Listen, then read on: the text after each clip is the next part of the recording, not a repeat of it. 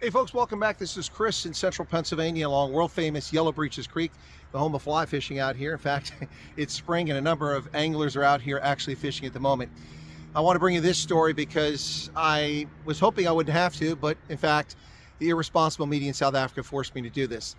So unlike the media in South Africa, there are real journalists there, but many of the media in South Africa simply tell you fairy tales, myths, and distortions, disinformation, misinformation, while accusing anyone who reveals the truth to be a purveyor of such things. Well, I'm not going to name names this time. I'm not going to mention which news outlets, but at least one broadcast outlet has already started spreading misinformation about what's happening with the proposal, a resolution that's going before the House.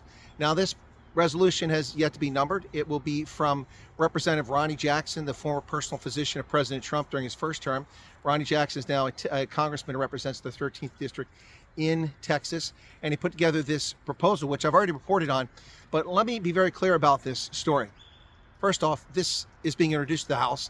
It's a piece of legislation. It will have to be going into a committee, be voted on committee, go to the floor, be passed by the floor, go to the Senate, be reviewed in committee, then go to the floor of the Senate, be voted up or down, or amendments to send it back to the House. So this is not exactly something that's happening right now. However, on February 6th of 2024, during the Biden administration, there was a bill put forward, which didn't go anywhere, but it's a bipartisan bill by Democrats and Republicans to reassess the relationship with South Africa, the bilateral diplomatic relationship, because South Africa was accused of harming U.S. national interests and our national security interests. Now, I've reported on this extensively.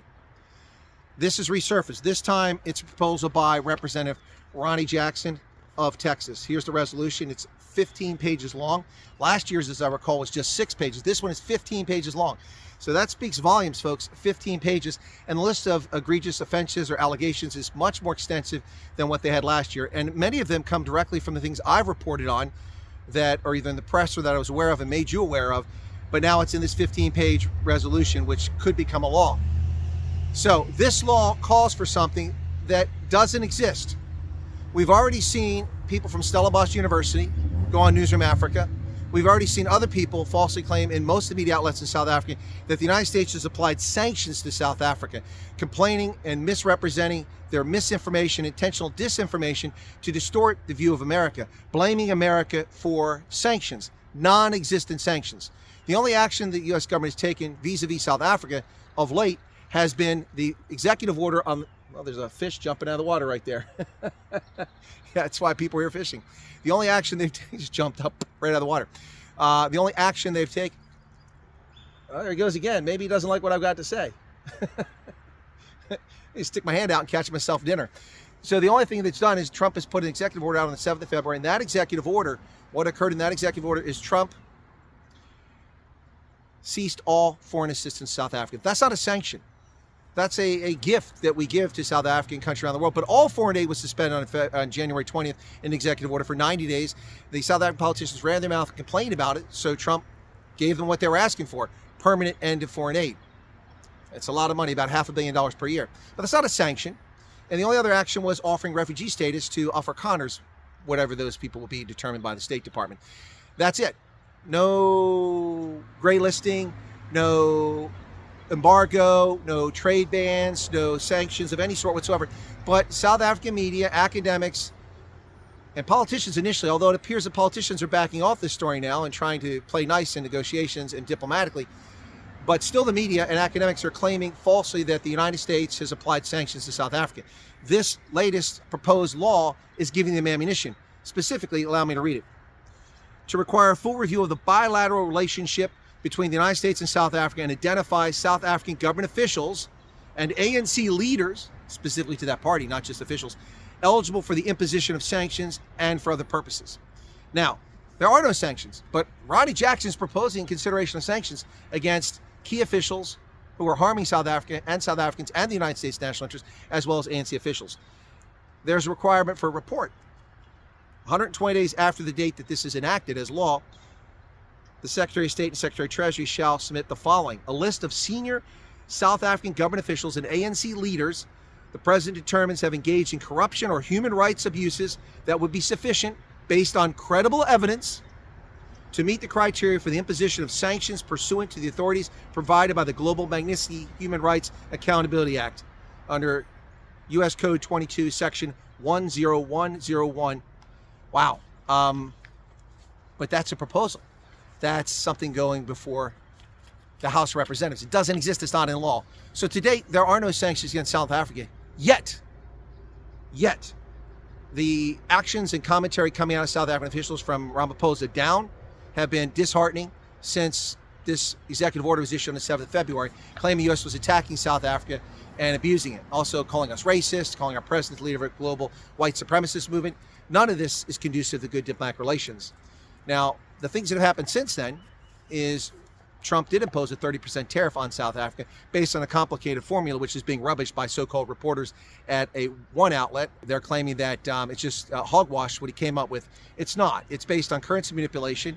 It's for undervalued rand. It's based on artificial barriers and actual barriers imposed. It's convenient that the newspaper reporters in South Africa forget that South Africa imposed a punitive 75% tariff on U.S. poultry imports to South Africa. We have no such tariff on things from South Africa here. So the whining that we're harming South Africa is just disingenuous. I'm not thrilled about the 30% tariff in South Africa, but I'm also not thrilled about how they keep our products out of the country to protect their economy. I understand why, but that doesn't make it legitimate. So Trump has imposed a 30% tariff, but once again, South Africa has been picked on. It's a global thing. Many countries around the world have been hit with these tariffs based on the administration's view of what is fair and unfair. So that's the reality there. Once again, there's at least one broadcast outlet and a few print outlets that have already started lying and telling you that the United States has applied sanctions. There are no sanctions. Tariffs are not sanctions. He's looking for reciprocity. No sanctions. You want sanctions? Keep running your mouth and making false allegations about sanctions, and you may very well get it in the form of this bill, which could become a law. Hey, that's not a threat, folks. I've tried to warn South African politicians and the media to stop the nonsense. It's not helping your cause at all. The days of white liberal guilt and the race card are over. America's done nothing to harm South Africa. In fact, we've done a ton to help South Africa and South Africans of all races and all ethnicities, especially people with HIV, but everyone across the board. And what do we get for it? Insulted and called the most vile of names by the media and by politicians in South Africa and academia. Knock it off. I don't know what your goal is here and who you're playing for other than a domestic audience. But a domestic audience doesn't buy $20 billion and sell $20 billion worth of goods to you every year. A domestic audience doesn't buy $430 million worth of minerals from South Africa a year. A domestic audience doesn't buy 25,533 of your automobiles, which you ship here every year, and your wine and your agricultural products. Americans do. And we provide you with software and aircraft and many other things. So knock it off.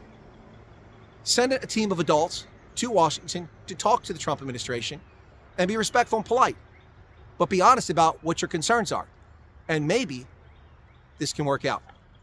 But in the meantime, to the media who are lying to you and telling you that the United States has applied sanctions, I'm going to tell you quite flat out, knock it off. I'm going to tell you flat out, stop lying to the public in South Africa. They have to turn to alternative media to get the truth. You see, I don't just make up things and go on camera. I don't just make up things and publish articles. I give you the receipts. I give you the facts. Can you say the same about the people that are delivering news to you? I don't know. What say you, South Africa? What say you, America? From Yellow Breeches Creek in central Pennsylvania, world famous fly fishing site. 1, 2, 3, 4, 5, 6 anglers down the creek here. This is Chris. God bless and be safe out there. Cheers.